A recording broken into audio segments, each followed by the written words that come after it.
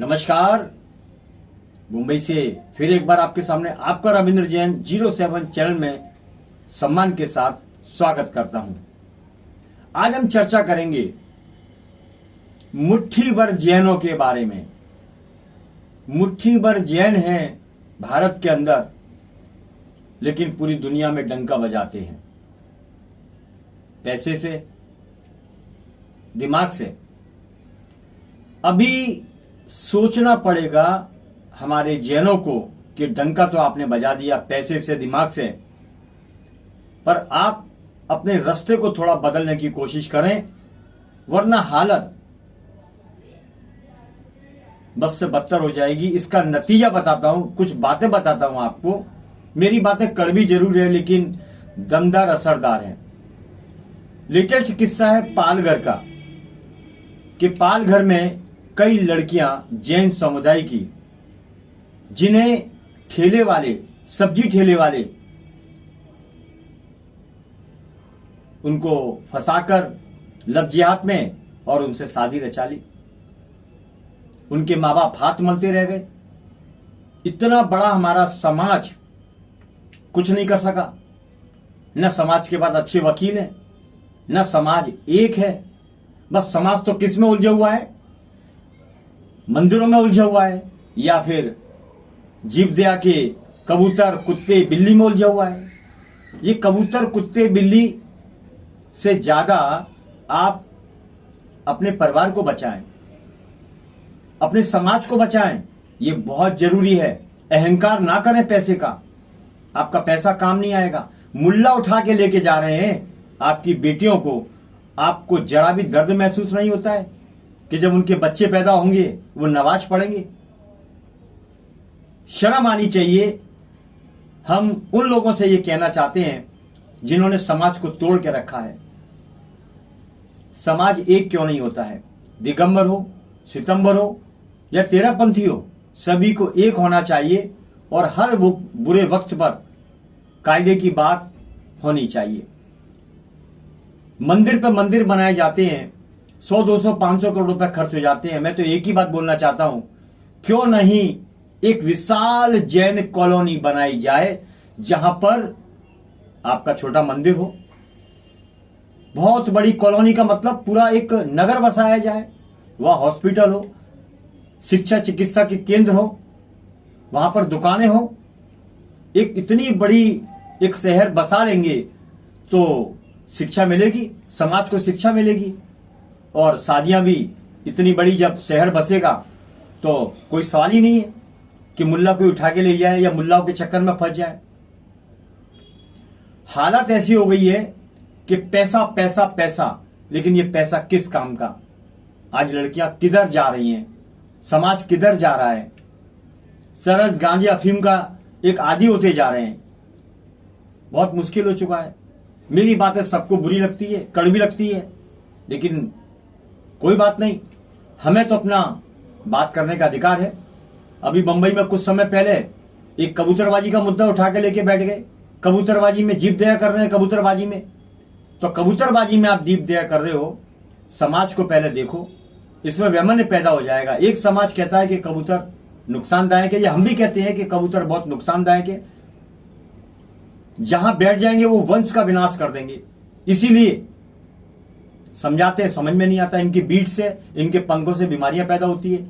लोग नाटक करते हैं, जो धर्म का दिखावा करते हैं। खिड़कियों के बाहर कबूतरों को दाना डालेंगे और अपनी खिड़कियां बंद कर लेंगे।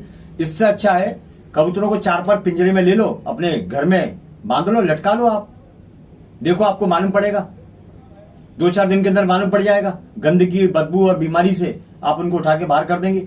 तो ये नाटक जो करते हैं आप जीव दया के नाम पर, खुलेआम कबूतरों को बीच चौराहे पे दाना डालेंगे, कहीं भी दाना डालेंगे और अपना दिखावा करेंगे, ये बंद कर दीजिए आप।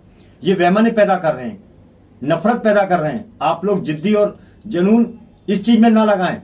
ये कुत्ते, बिल्ली, जीव दया, ये एक जंगल बनाया भगवान ने, आपने उनका निर्माण नहीं किया है। वो जीव दया ऊपर वाला सब उनको बंदोबस्त करके रखता है। आप पहले समाज को सुधार लो। आपका समाज नहीं सुधर पा रहा है। मुल्ला लोग आपकी लड़कियों को उठा उठा के लेके जा रहे हैं। ये तो पालघर का लेटेस्ट किस्सा है। ये किस्सा भी मुझे बताया राजू भाई लोढ़ा ने, जो कालवा देवी के एक वरिष्ठ शोरूम के मालिक हैं, बुद्धिजीवी हैं, उन्होंने चर्चा की, मंगल जी से चर्चा की। काफी परेशान है लोग इस बात को लेके कि मुल्ला लोग उठा के लेके जा रहे हैं और इतना बड़े बड़े परिवारों की लड़कियों को उठा के लेके जा रहे हैं। आखिर सोचना चाहिए, समझना चाहिए, एक किस्सा नहीं है, पूरे हिंदुस्तान भर में ये किस्से हैं। और सरकार के लिए बात तो ऐसा है कि सिर्फ अब तो ऐसी हालत है कि पूरी भारत के अंदर हर बच्चा ये कहता है कि योगी शासन होना चाहिए, वरना ये मुल्ला पूरे भारत को खराब कर देंगे। इन मुल्लाओं को एक ही काम है, ये पाकिस्तानी बांग्लादेशी मुल्ला और भारत के जो इनके रिश्तेदार हैं, ये सब गंदगी फैला रहे हैं।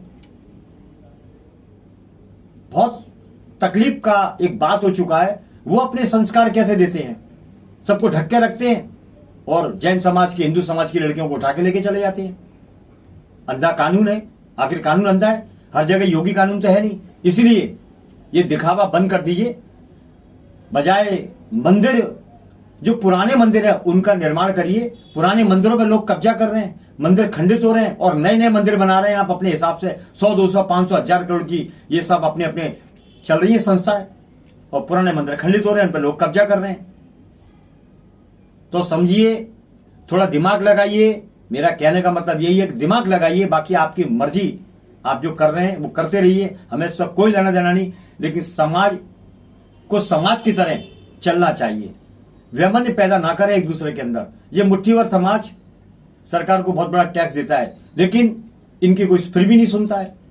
इनमें इनका कोई दमदार वर्चस्व है ही नहीं, क्योंकि ये काम ही नहीं, दमदार काम कर ही नहीं पाते हैं। ये कभी कबूतरों में उलझ जाएंगे, कभी जीवदया में उलझ जाएंगे, समाज को देखेंगे नहीं कि समाज की लड़कियां मुल्लाओं में जा रही हैं, क्या किया जाए, बंदोबस्त किया जाए, कैसा बंदोबस्त किया जाए। ना वकील है हमारे समाज में, ना कोई ढंग का नेता है।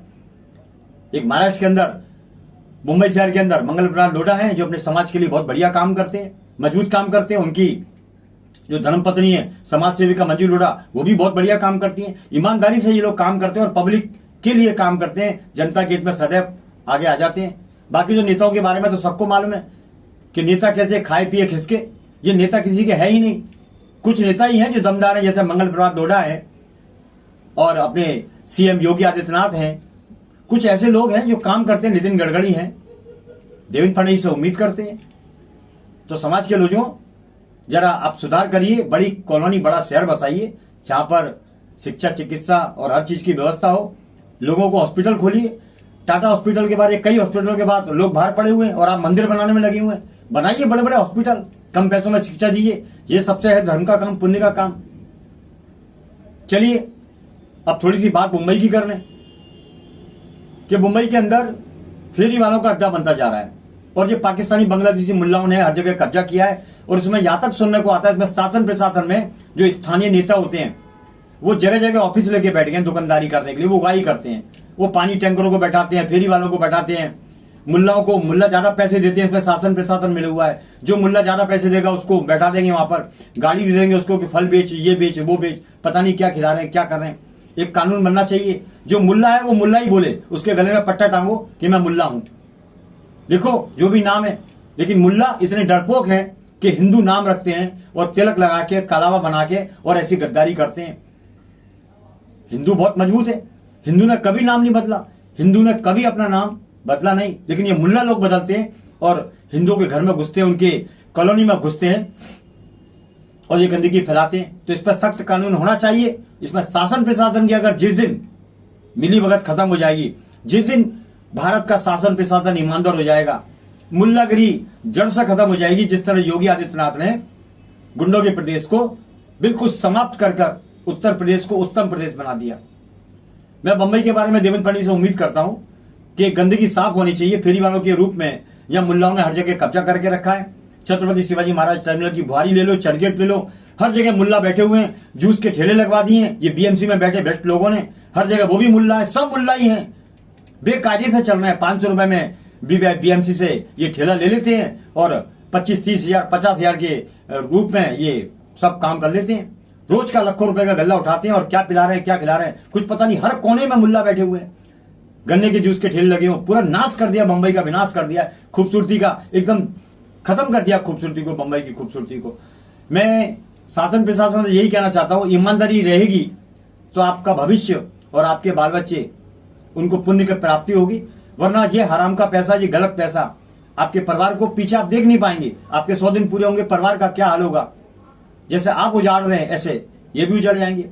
गलत तरीके से चरस, गांजा, अफीम, ड्रग्स माफिया अपने कानून का सौदा करके खुलेआम जब इनको सपोर्ट करते हैं आप, तो याद रखिए ये जैसा कर्म करोगे फल भी वैसा मिलेगा। नीम बोने वालों को आम नहीं मिलेगा। आपको जो कर्म तो भोगना पड़ेगा। आप भगवान से डरें, ये भगवान की बातें ना करें लेकिन भगवान से डरें। बस मैं इतना ही कहना चाहता हूं और अपने जैन समाज से एक ही बात कहना चाहता हूं, अपनी लड़कियों को बचाइए, संस्कार दीजिए और बजाय मंदिर और कबूतरों के पढ़ने की बजाय एक समाज का संगठन कीजिए और बुद्धिजीवियों को इकट्ठा करिए, समाज की मीटिंग करिए। और ये मुद्दा होना चाहिए मजबूत कि जैन समाज की लड़कियां माता पिता के बिना मर्जी के ऐसा कानून बने शादी नहीं कर सकती। यही मैं कहना चाहता हूं। मैं हूं मुंबई से रविंद्र जैन, 07 चरण में।